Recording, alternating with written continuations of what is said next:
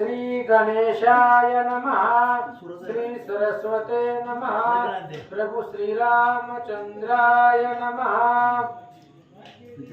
श्याम सुंदर रघुवीर रविकुल मंडन राजीव नेत्र रजनी चरांतक रमणीय गात्र राजेश्वर रमापते। पांडुरंगाकरू प्रथम म्हणून त्यांच्या कृपादाने कथेचा विस्तार बाबाजी सद्गुरू दासोगा ग्रंथकर्ते यांचं नाव काय बाबा? दत्तदास. दत्तदास. गुरु दत्तात्रय दास आहेत ते दत्तदास आहेत. आणि कोणाला सांगतायत? शेषवात्सायन. शेषवात्सायन. शेष आणि हे त्या ठिकाणी शेषा अवस्था आहे ना त्याने ती कथा सांगतात. कोणती कथा? कशा प्रकारे प्रभू रामचंद्राने आपला अश्वमेध यज्ञ कसा पार पाडला नाही का, कसा कोडा सोडला, कुठं कुठं कसा आला, ही कथा त्या ठिकाणी दत्तदास त्या ठिकाणी सांगू लागलेले. आणि आत्ताच्या याच ओळीमध्ये ग्रंथकर्त्याने प्रभू रामचंद्र निषेधमध्ये नाही का त्याचं स्वरूप केलंय. सावळे मूर्त निर्गुण निराकार परंतु आपल्या भक्ताच्या आकारात आलेले असे हे त्या ठिकाणी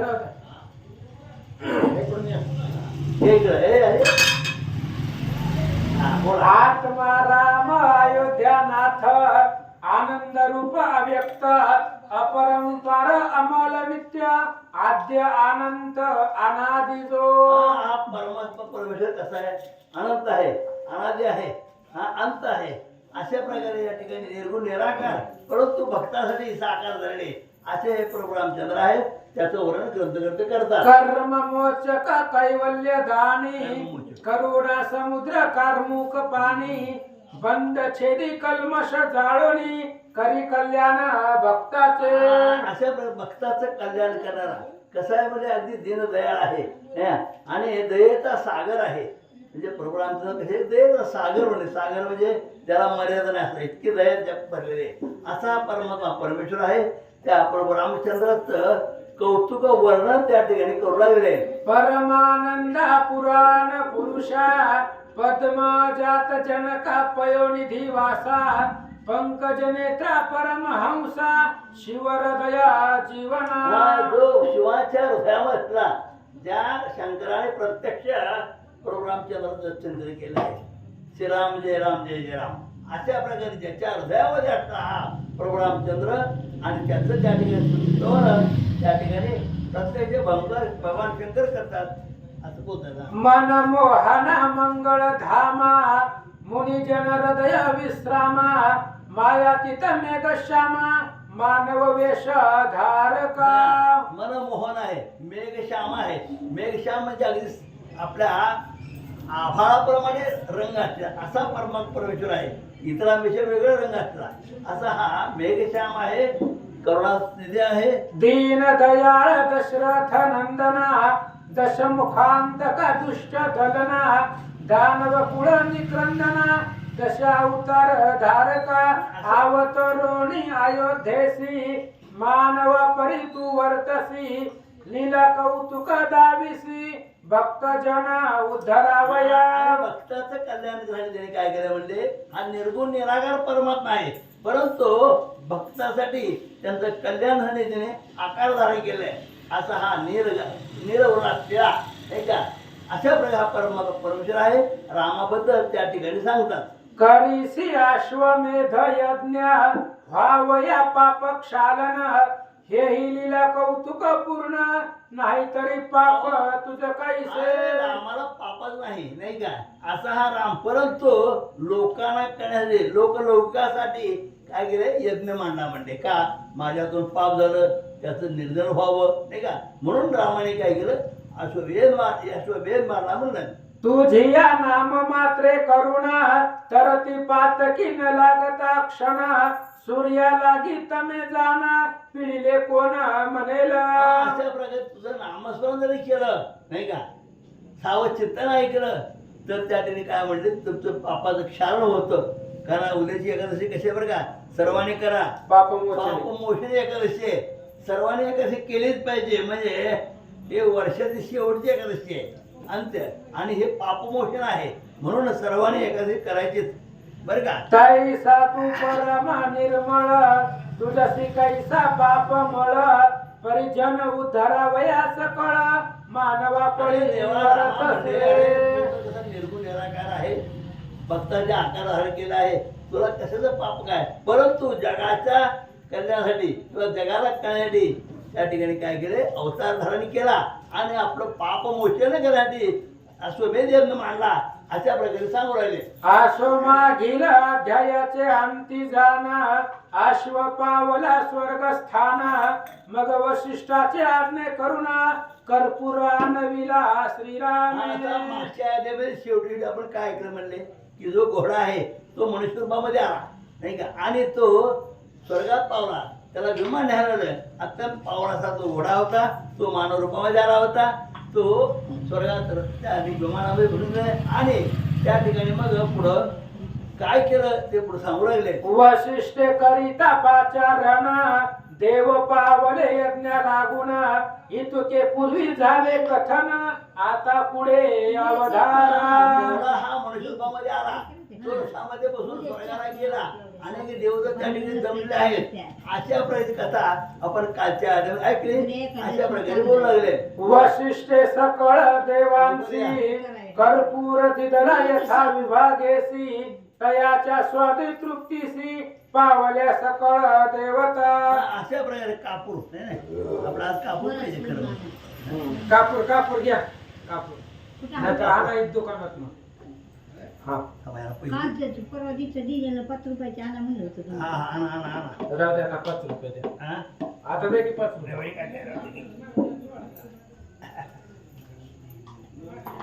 सुट्टे पैसे नाहीत तर मी हे बंदे देतो. कापूर गड्या 5 रुपयाचा. माझ्याकडे बी नाही बरं, राहू द्या, राहू द्या. काय करा, दे 10 रुपये जाऊ द्या. हे 10 रुपयाचा हा, 2 2 वड्या 2 डब्या. वशिष्ठे सकळ देवासी कर्पूर दिदला यथा विभागेसी तयाचे स्वादे तृप्तीसी पावल्या सकळ देवता. कर्पुराचे कापराचा उद्दी निघाला आहे, म्हणून आपल्याला आज दरवेळी 2 दिवस तरी निदान कापूर आपण झाला पाहिजे नाही का. दररोजचा असतोच, आज काय दिसेना, म्हणून या ठिकाणी आज कापूर कर्पुराची कथा या ठिकाणी सांगितले. त्याचं काय करायचं ते पुढे सांगतात. ब्रह्मा विष्णू सूर्य चंद्र आग्नेयम वरुण कुबेर वायू आणि वज्रधर सकळ तृप्ती पावले. आणि सगळे तृप्त पावले. कोण कोण वरून आहे नाही का. ब्रह्मा विष्णू सूर्य चंद्र वरुण आहेत नाही का. सर्व देव देवता थोडक्यात सांगायचे, ज्या देवाच्या पण गंधर्व आहे, अशा प्रकारे सर्व देव देवता त्या ठिकाणी पावले आहेत असं बोलू. अन्न भक्षिता क्षुदित जैसा तत्काळ तृप्त होत तैसा यज्ञ देवता समजता तृप्त झाल्या कर्पुरे. त्याप्रमाणे जेवण केल्यानंतर माणसाचं मन तृप्त होत नाही, पोट भरतं, बेकर देतो म्हणून. त्याप्रमाणे सगळे आले, समाधान वाटलं, आनंदी झाले, मन तृप्त झालं, सर्वांनी ढेकर दिली. अशा प्रकारे कथा या ठिकाणी सांगतात. मग आनंदोनी मानसी देव गेले स्वस्थानासी यज्ञ समाप्ती झाली आईसी श्रीराम हस्ते करोनी. आणि अशा प्रकारे त्या यज्ञाची समाप्ती बरोबर रामचंद्राच्या हस्ते झालेली आहे. आणि समाप्ती झाल्याबरोबर जे जे देवदेवता जे आले होते सगळेच आपापल्या ठिकाणी गेले. अशा प्रकारे ग्रंथकर्ते या ठिकाणी सांगतात. ऋती ज्वाला की रघुनंदना अपार देवनिया धन आणि गतयाला पुन्हा चतुर्दिशांचे राज्य देता. ज्या ज्या त्या ठिकाणी जे ऋषीमुनी आले होते, जे ब्राह्मण आले होते, सर्वांना येता सांग दान धर्म केलेला आहे. आणि अशा प्रकारे दान धर्म करूनच सर्व आपापल्या ठिकाणी गेले म्हणतात. मग ते संतुष्ट होऊन वदते झाले आशीर्वचन राम असो तुझं कल्याण पुत्र पौत्रादी वंशासहित. ज्या प्रोग्रामचा दान धर्म केला, ज्याला दान मिळालं ते तृप्त झाले आणि आशीर्वाद दिला. देवा रामा म्हणे तुमचं कल्याण असो, अशा प्रकारे ऋषीमुनी त्या ठिकाणी आशीर्वाद देऊ लागले. जगी वाढेल तुझी कीर्ती सुखे भोगीशील राज्य संपत्ती पुत्रा सम मानोनी प्रजेप्रती पाळीशील बहुत दिन. आणि अशा प्रकारे सर्वांना आशीर्वाद दिला. तू रामा म्हणले कसं आहे, आपल्या जनतेला आपल्या मुलाप्रमाणे सांभाळते. अशा प्रकारे सर्वांनी आशीर्वाद दिला आणि आपापल्या सहा निघून गेले. आई सेवदले आशीर्वचन तृप्ती पावले ब्राह्मण मग पूर्ण होती करुणा वशिष्ठ वदती अशा ब्राह्मणासी प्रकारे त्याने ब्राह्मण तृप्त झाले. नाही येता सांगता धर्म मिळाला आणि तृप्त झाले. त्यावेळेस वशिष्ठ ऋषीने आता या ब्राह्मण लोकांना काय सांगितलं ते आपण सावचित आहे का? या हो विप्रभो सकळ मिळून रामासी घालावा भृत स्नान सकळ स्त्रियांना गुण मनती करा मांगलिक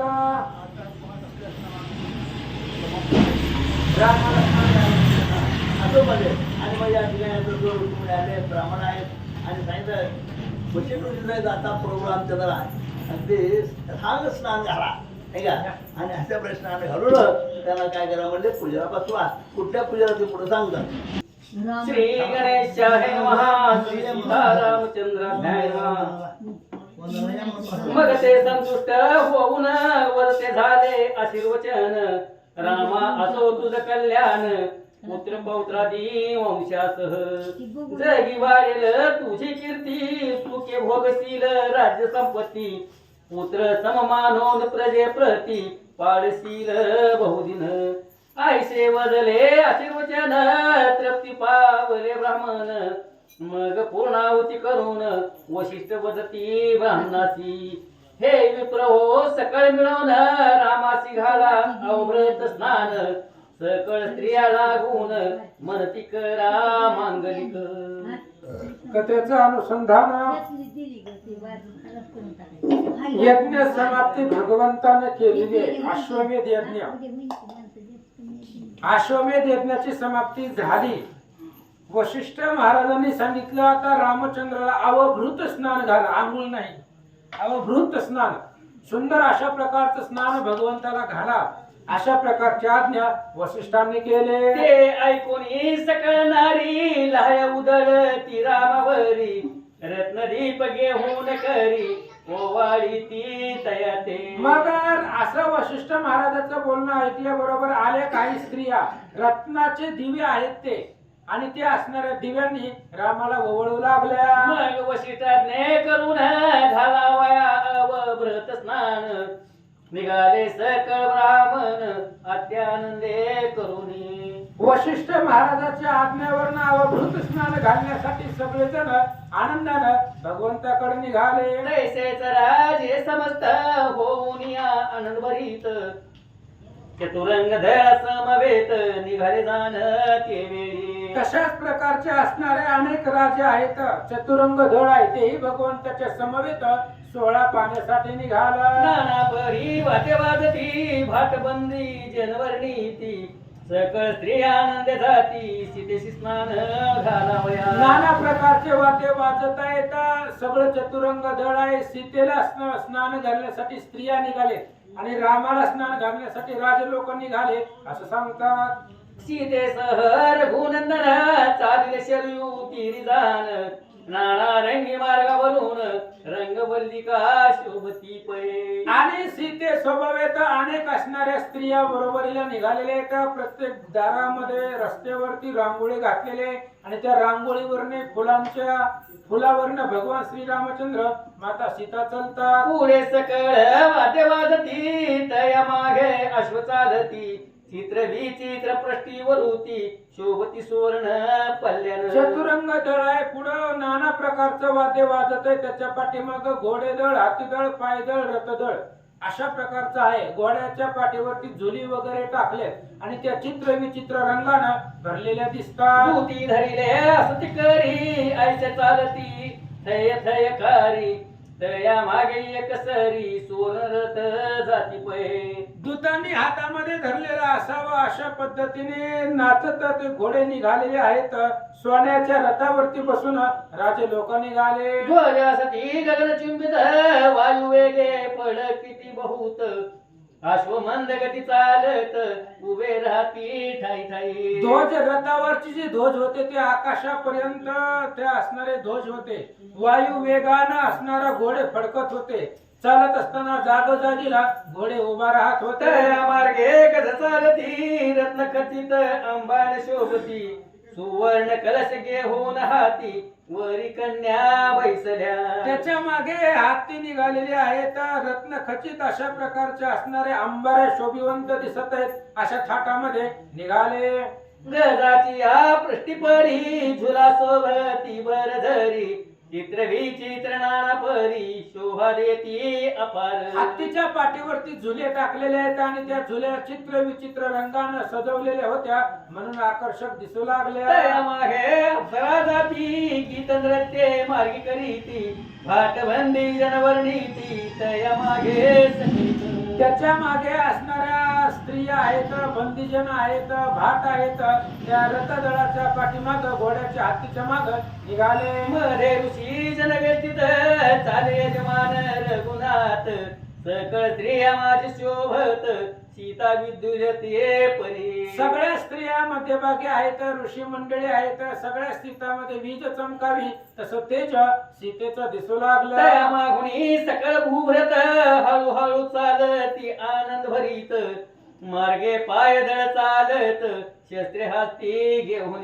त्याच्या पाठीमाग असणारा भृत्य म्हणजे सेवक चालतायत. त्याच्या पाठीमाग शस्त्र अस्त्र सहित धीरवर योद्धे चालू लागले. आयशा माझी रघुनंदन दिसत असे शोभायमान जैसा तारांगणी त्रिनंदन वेष्टीला शोभे आकाशी. अशा पद्धतीने निघालेले आहेत रामचंद्र. जसं आकाशामध्ये चंद्र शोभिवंत दिसावा चांदण्यामध्ये तसं सैन्यामध्ये रामचंद्र दिसू लागले. सगळा सहर गुणात पाताल शर्यू तीरप्रत तये स्थानी गगन चुंबित वृक्षापार शोभती. त्या पाठीमाग भगवान परमात्मा निघालेले आहेत. सगळ्या सैन्याच्या मध्यभागी रामचंद्र आहेत.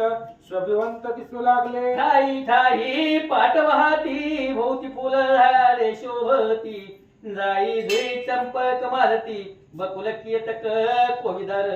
अनेक प्रकारचे वृक्ष आहेत, फुलं आहेत, जाई जुई मोगरा अनेक प्रकारचे फुलं झाड ते असणारे सभोवतीचा परिसर वर्णन करतात. सुगंध येत शीतळ पवन वाहे झुळ झुळ ऐशया स्थानी सकळ तीर राहिले क्षणभरी. सगळेजण एक क्षणभर तिथं थांबले. मंद मंद वारा वाहतोय. थंड अशा प्रकारचा वारा आहे. पाणी शीतळ आहे, स्वच्छ आहे, निर्मळ आहे. अशा जागेमध्ये जाऊन थांबले. नट गंधर्व तय स्थानी राम यश गाती येऊनी नर्तकी येऊन तय स्थानी नृत्य करीती आनंदे. भाट बंदीजन तिथं थांबून रामाच्या कौतुकाचं वर्णन करतायत. नृत्याची अप्सरा त्या ठिकाणी आलेली आहेत आणि नृत्य करू लागल्या. हरिद्रा कुंकुमे स्त्रिया वाटती स्नाना लागी आनंदती शरयू तीर फुलले आती सकळ परिवारे करुणी. हळदी कुंकू असणाऱ्या स्त्रिया त्या ठिकाणी वाटू लागलेल्या होत्या. एकमेकीला वाण देऊ लागलेलं होतं. शरवी तीर पावन आहे आणि ते असणारं पुण्य पवित्र तीर्थस्थान आज सगळ्यांच्या समवेत ते शोभिवंत दिसू लागला. सुवर्ण कलेस अष्टोत्तर शत वशिष्ठ आनंद करीत करुणी अजळ पुरीत स्थापना करी तयाची. आणि पाणी आणलेलं होतं वशिष्ठ महाराजांनी वेगवेगळ्या मगाशी काल 64 जोड्याच्या हातामधून आणलेलं आहे ते आणि त्याची असणारी स्थापना करू लागले.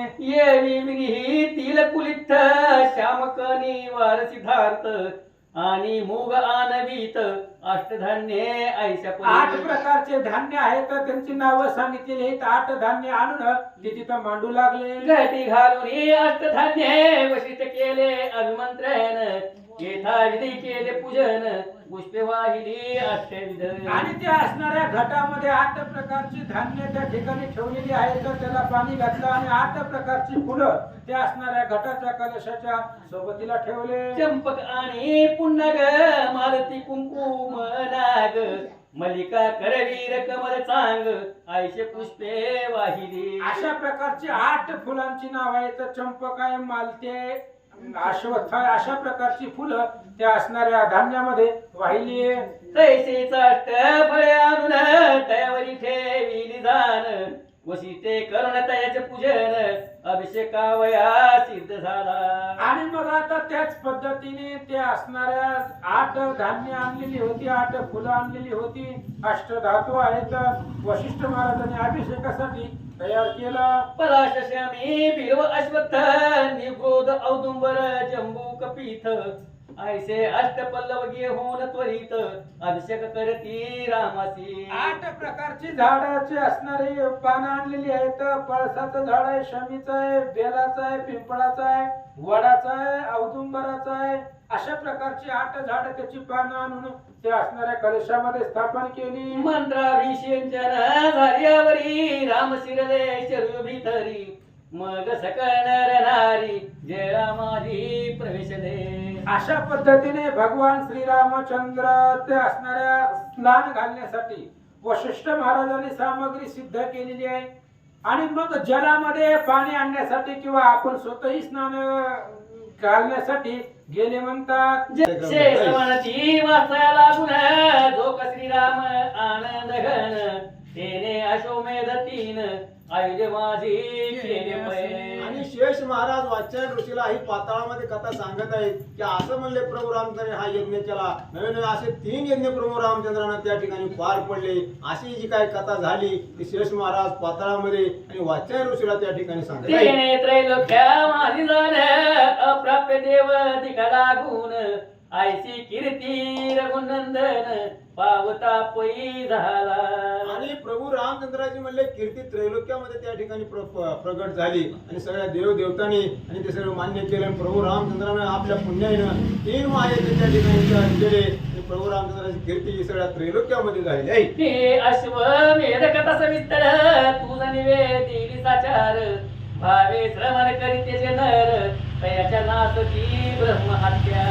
शेष महाराज वाक्यात तुला सांगतात की काय म्हणले यज्ञाची कथा आहे. अश्वमेध यज्ञाची जी कथा सांगितली त्यानं म्हणले सगळं पावन होतं. म्हणले मी का सांगितली तर तुमच्या बरोबर म्हणले सगळ्याला ऐकायला मिळावं आणि ज्यांनी ज्यांनी ही कथा ऐकली त्यांनी म्हणले त्यांना परम भाग्य लाभतं असं या ठिकाणी सांगत आहे. आणि पावती ब्रह्मपदासी तैसेच संतती नसे जयासी तेने श्रवण करिता भावार्थेसी उत्तम पुत्र प्राप्त होय.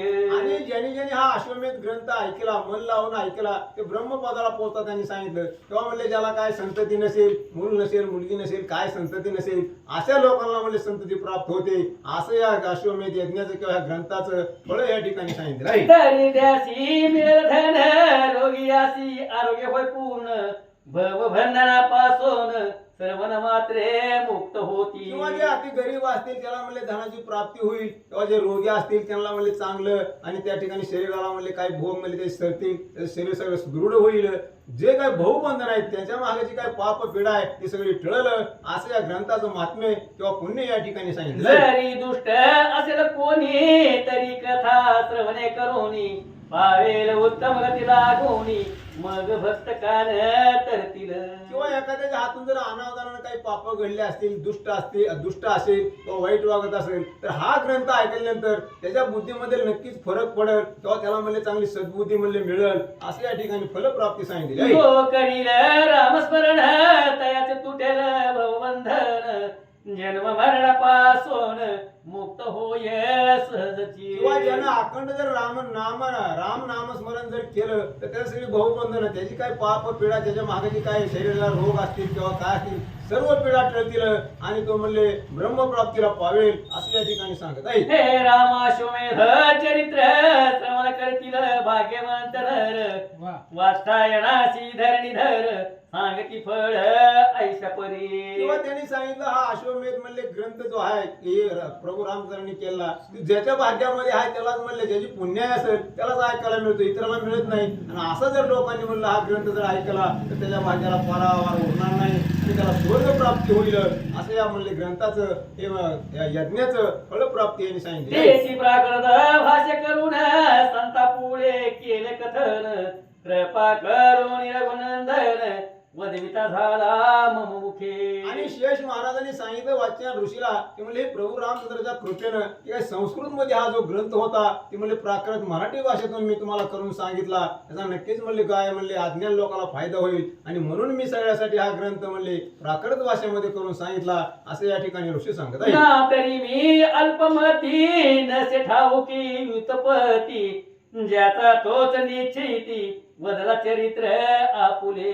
आणि ऋषीने स्वतःला कमीपणा म्हणले घेतला. मी म्हणले वदविता कोण किंवा सांगणारा कोण आहे म्हणले. जशी भगवंताने मला बुद्धी घातली त्याचप्रमाणे म्हणले मी सांगितलं. जसं जसं माझ्या वाचीला येईल किंवा मला जे सुचल ते या ठिकाणी मी सांगण्याचा प्रयत्न केला. मी काय वदविता किंवा मी काय लय बुद्धिवान नाही. हे भगवंताने जी माझ्या म्हणले मनामध्ये बुद्धी घातली त्या बुद्धीप्रमाणे मी सगळं सांगितलं. असं शेष महाराज स्वतःला कमीपणा घेऊन या ठिकाणी सांगतात. दत्तदास विनवी संता सर्व रघुवीरांची सत्ता आयची चाळीक वदवील कथा तरी कृतार्थ होईन मी. आणि ग्रंथकर्ते दत्तदास काय म्हणतात तर ही प्रभू रामचंद्रानं माझ्या मुखातून किंवा म्हणजे माझ्या हातून ही लिहून घेतलं आणि प्रभू रामचंद्रामुळे मी ही लिहू शकलो असं दत्तदास म्हणले ग्रंथकर्ते या ठिकाणी आपल्या श्रोत्याला सांगत आहे. इति श्री पद्मपुराण पाताल खंडे शेष वाचायन समाधे रामाश्वमेध हैमेध समाप्तीर्नाम अष्टशक्तमुख्या